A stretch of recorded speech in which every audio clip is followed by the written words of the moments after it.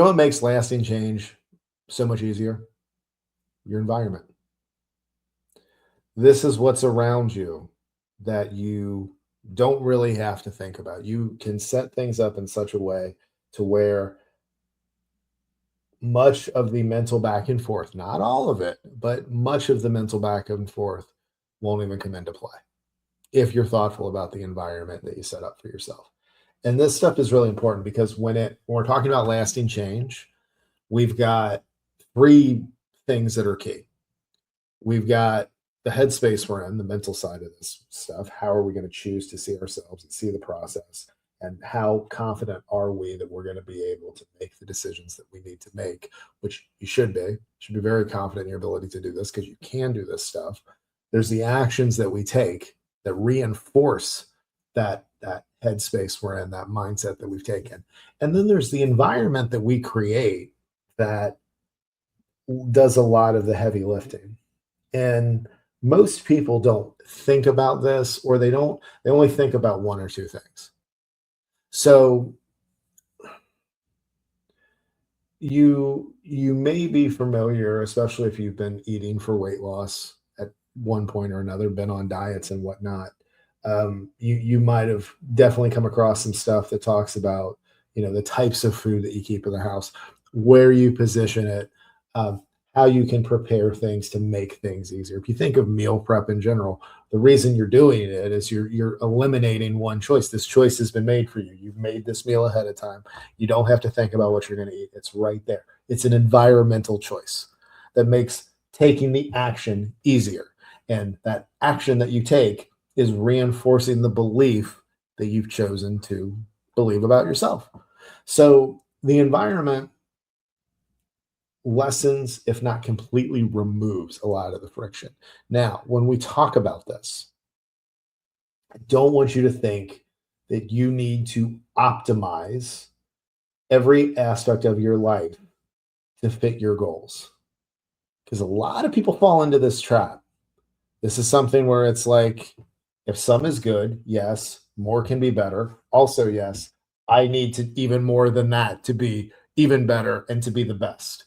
And I've always pushed back over trying to like optimize or biohack your entire life because you're not a productivity machine. Underneath all of this, you are a person with emotions, feelings, thoughts, and you react on those emotions. And you cannot, no matter how much you try, you're never going to completely be able to get rid of the emotions that you have inside you, nor should you try to.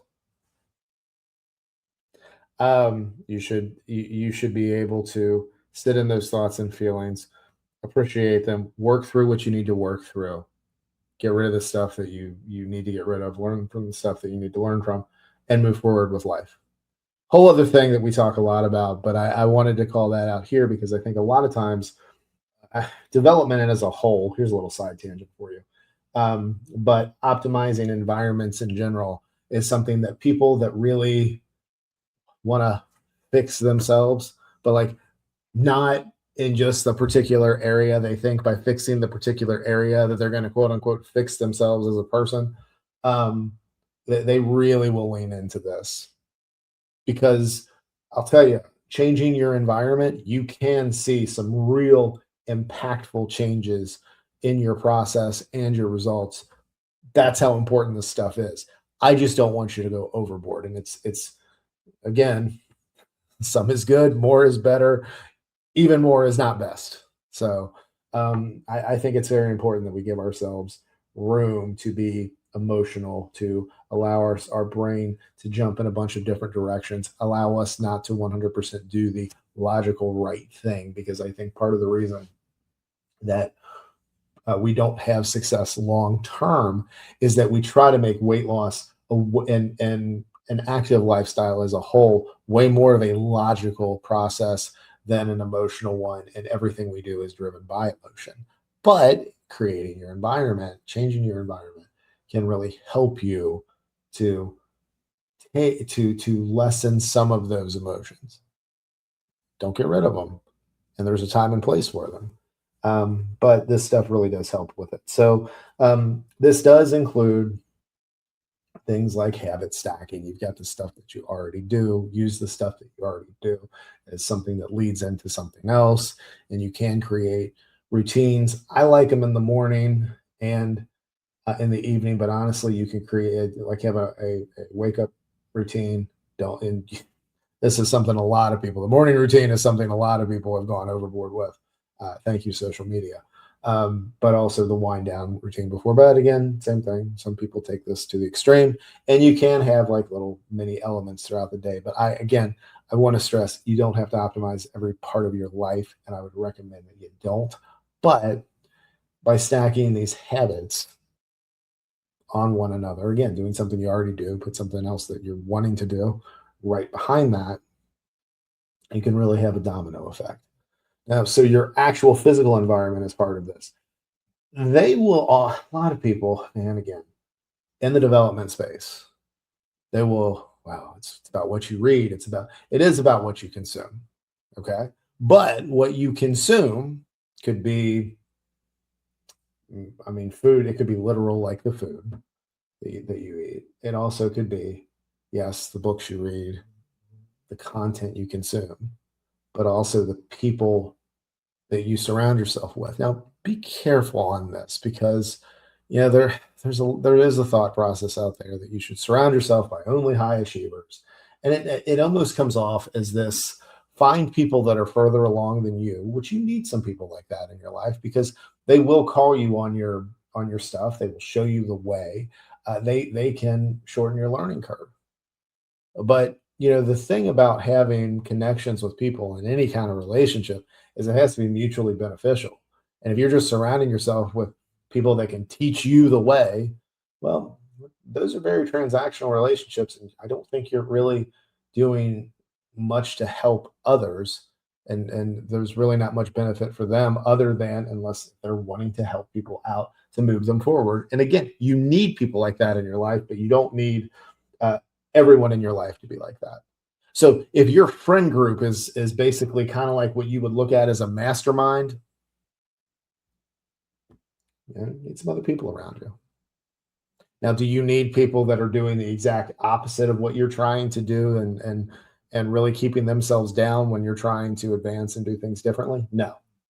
Doesn't necessarily mean that you cut those out completely because sometimes with those dynamics, it's a little trickier to do that than others to like completely cut them out, but you adjust the level of access that they have to you. But I think having an environment where people are where a lot of people are either working or at a point where they are really connected to themselves and they know who and what they are and where they want to go and what they want out of life. These are people that I think you can never have too many of. Because again, we live in a world where a lot of people are kind of just clamoring and trying to like trying the next thing, on to the next, in hopes that they're going to find their way. When I believe the way, and we talk about this in fitness and weight loss, but I think it's, with building a forever active lifestyle, but I think it ties into so many things. I think when we know who we are and what we want in life, like we can't have too many of those people in our lives because it is very counter to what we see. And again, be connected to yourself and figure out what you want with fitness and weight loss, but and with your hobbies and interests, your work, things your causes that you get behind, like just there's a lot of richness and there's a lot of connection that I think we can have. And again, it's quality over quantity, I think, especially with people that are really, really close to us. But I'm talking about this because this is part of our environment too. And see, this is the part we can't just, like I think part of the reason, and I like reading. I've actually gotten back into reading. I read a lot of well, I should say I just read a lot of fiction. I read a lot of fun stuff to like let my mind relax a little bit. I don't read a lot of the professional development or the personal development stuff anymore because I think it's easy to isolate yourself. And I think one of the biggest things, especially when we're talking about our environment, is actually surrounding yourself around people or surrounding yourself with people and surrounding yourself with people that are doing things besides just trying to to check the box on, personal or professional development. So I do think part of our environment, connection matters. The people in our life matter. Um, so I think that's where we'll leave it for right now. So, well, we will talk about this. And again, I got a lot of stuff coming out for you guys on the three areas for sustainable change, which again are the mental approach that you're having, the headspace, the actions that you're taking, and also the environment that you're creating. So be on the lookout for that. If you're listening on the podcast and you're still here, thank you. If you like what you're hearing and you haven't subscribed yet, please go ahead and subscribe. Then rate and review wherever it is that you're listening. That helps us grow. And also share this episode with somebody that you think would benefit, that is trying to build a forever active lifestyle, because that also helps us grow. Okay. Now, for those of you watching on YouTube and you're still watching, thank you. If you're brand new or you haven't subscribed yet, please go ahead and subscribe if you like what you're watching, and then share this video with somebody. And then also with YouTube, they are recommending a video for you right now to go check out. Check that out if you want. Don't go too far down the rabbit hole. I know I got a lot of stuff for you guys, but you know what? It's Friday. I'm a big believer that on Fridays, we definitely need to at least take some time to connect with ourselves. So don't spend too much time on technology this weekend, or carve some time out to be connected with yourself. And again, connected with the people around you, the people in your environment, right? Yes, absolutely. So that is what I have for you. Thank you as always for listening and watching, and I'll talk to you again real soon.